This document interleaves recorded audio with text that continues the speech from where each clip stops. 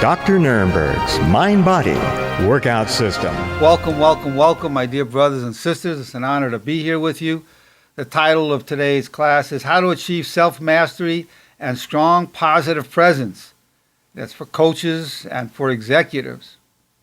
How to achieve self-mastery and strong positive presence for coaches and for executives. What is self-mastery?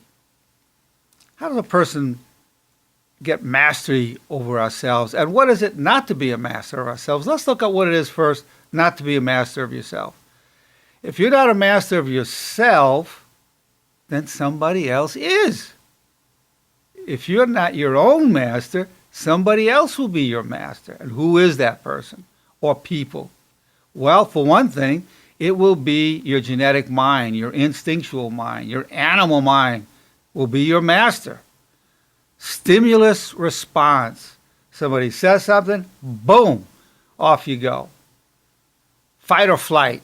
Sympathetic, parasympathetic nervous systems responding to aggressive sexual impulses, boom, boom, boom. Your nervous system will be your master. Your genes will be your master. If you don't have self-mastery, that's one of your masters. Who else? Your conditioned mind. And who trains your conditioned mind? Your family and your society. So if you don't have self-mastery, there will be a master. It'll be society, conditioning from society, from your family, from your genes. So we're targeting towards coaches and executives, and I'm going to talk about why we have that target. But first I want you to see what it is. If you don't have self-mastery, there will be other mastery. Other mastery. And I don't know one person who really, when they think about it, wants to turn that control over to other people. And furthermore, if you don't have self-mastery, you cannot have strong, positive presence. It's impossible.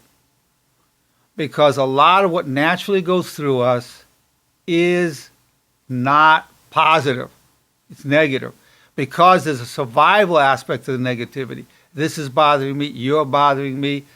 I got to make sure you don't do that again. I'm going to have to teach you a lesson. You're going to get these kind of thoughts. That's natural. Retaliation is natural. Forgiveness and wishing well will do you well in this life, but it's not natural. It's something you achieve through self-mastery. And the self-mastery, these thoughts that we'll be learning, are brought by all the great spiritual teachers throughout eternity in terms of helping you transcend your lower nature, your animal nature, your instinctual nature. And that is what self-mastery is about, where you're choosing your thoughts. So now we have to deal with and write down identity clarification. Identity clarification. Who are you? Let's start off by who you're not. You're not your instinctual mind. You're not your animal mind. You're not these thoughts that come from that part of yourself. You're not your conditioned mind, the conditioned mind that comes from your family or your society. You're not that. Why do I say that? Because you never chose those thoughts. You never chose thoughts to be jealous, thoughts to be frightened, thoughts to desire revenge. You never chose that. That just pops into your mind, but does not define who you are.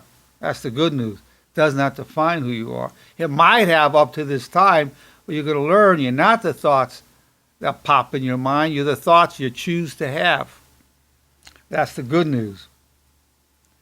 And so to be an effective coach, to be also an effective executive, or to be a coach training executives or working with executives through coaching, executive coaching, really the coach, what is the most important things for a coach?